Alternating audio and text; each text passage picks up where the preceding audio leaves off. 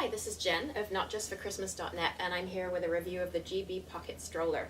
I bought the stroller for a trip to Italy a few weeks ago and wanted to put together a review that contains some of the information that I wished I'd been able to find before we went.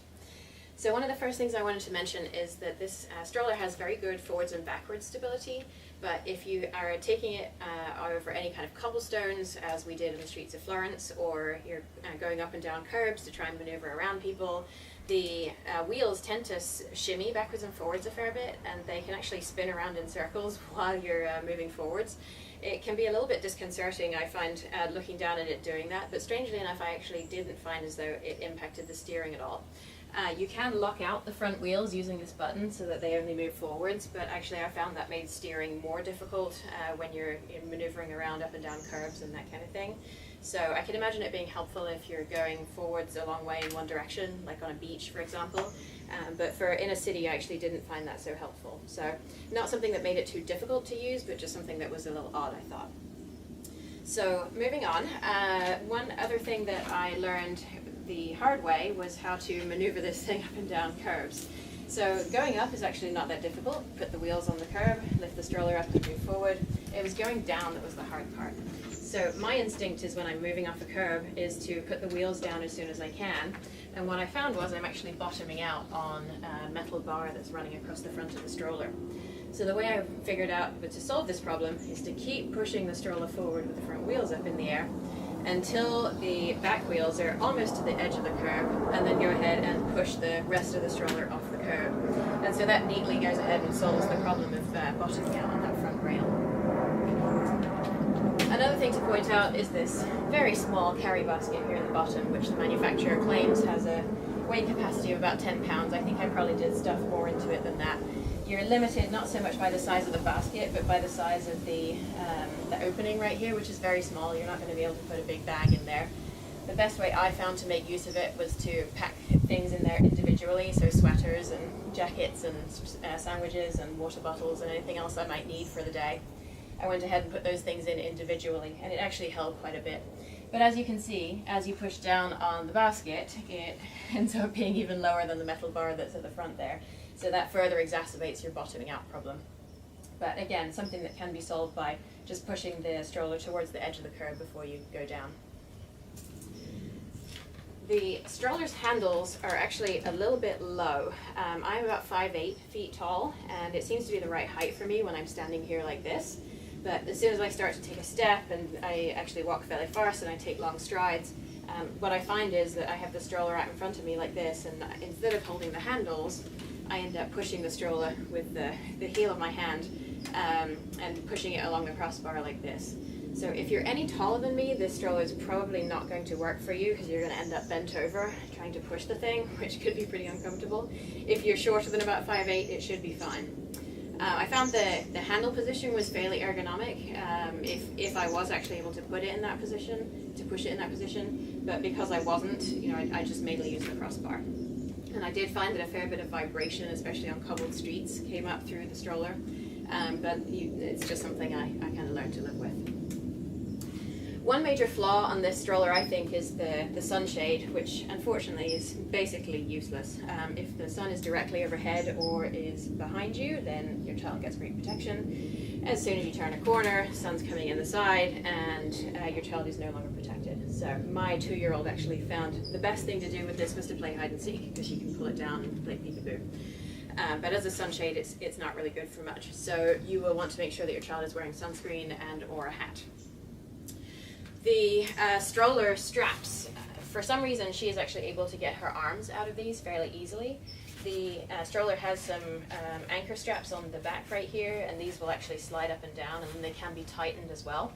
Even though they're all the way down and quite tight, she can actually get her arms out of it quite easily. And when she does that, she's able to lean forward and reach towards the wheels.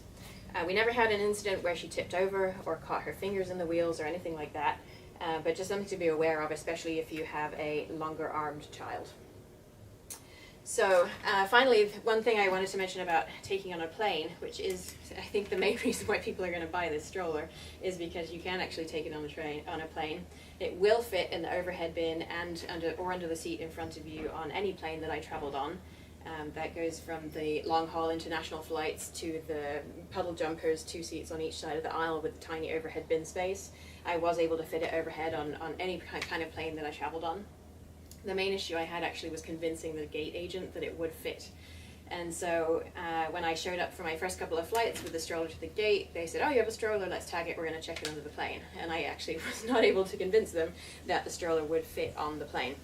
So the way that I figured out to get around that is to arrive at the gate with the stroller folded up. So if the gate area is busy, then you can kind of do it at the back of the crowd. And so if the gate agent doesn't see it unfolded as a stroller, then you get to the area where you check your boarding pass, and you just have a folded up piece of luggage that is very small and happens to be a stroller, and probably they won't even realize what it is, and you should be able to take it on the plane just fine. So one thing I really liked about the stroller is this crossbar, which is the functionality of it, I think, is probably something that was not intended. When I travel alone, I often have a big duffel bag with all of our stuff in it, and so when I'm in the airport, I'm dragging that behind me, and I'm pushing the stroller in front of me, and it's very difficult for me to maneuver a regular stroller with just the 2 handles on the side, because it's hard to steer with just one hand off to the side.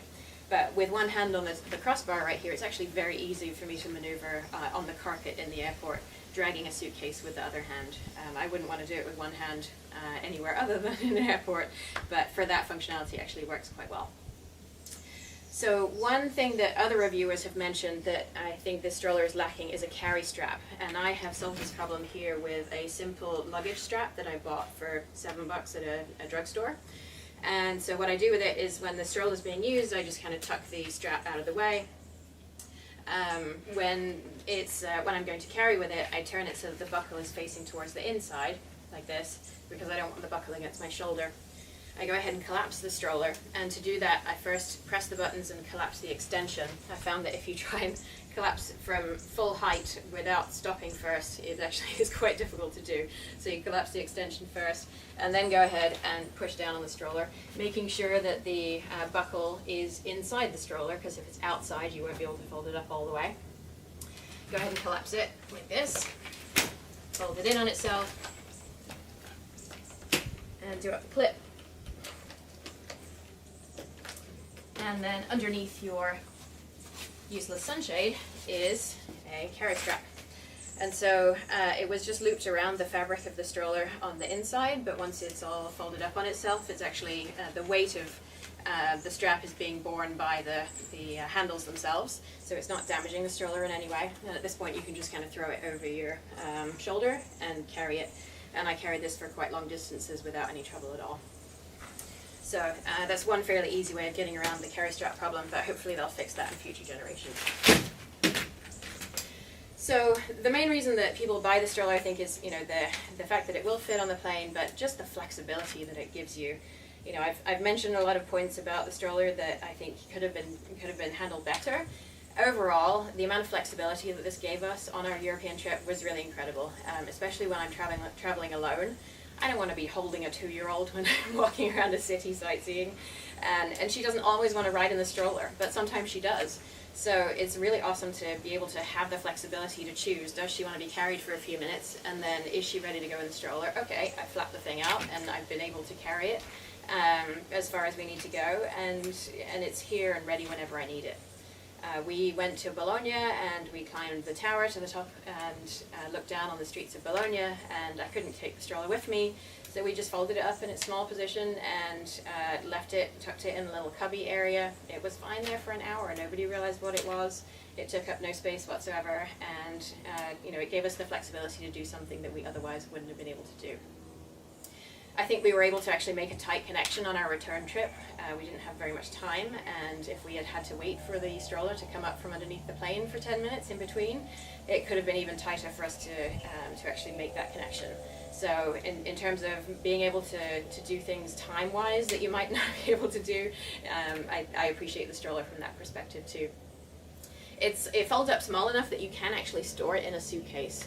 We left our case for a week while we went and did some backpacking, and if the stroller had been by itself, I might have worried that they would get separated, or maybe it would get damaged as it was being thrown around with other luggage in a closet. But as it is, I can just throw it in the duffel bag and come back in a week and know that it's absolutely fine. We can go to a restaurant. I could imagine taking it to New York, where the space is at a premium and you're always on top of somebody else in a restaurant. And you can just fold it up and slide it right under your seat, or put it in between two tables. And it takes up no space at all. It's completely out of the way.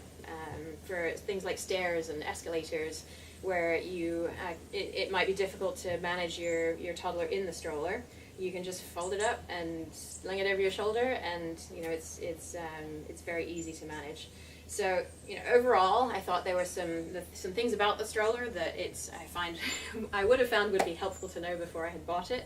But overall, the flexibility that it gives you in terms of what you can do while you're traveling, to have a stroller that folds up that small, I think is something that ultimately makes me recommend it to travelers who are looking to bring a child, a toddler who's not yet fully walking by themselves, but is also not yet being pushed all the time. I hope you found this helpful. If you're interested in parenting, hiking, and making stuff, feel free to check out my website at notjustforchristmas.net.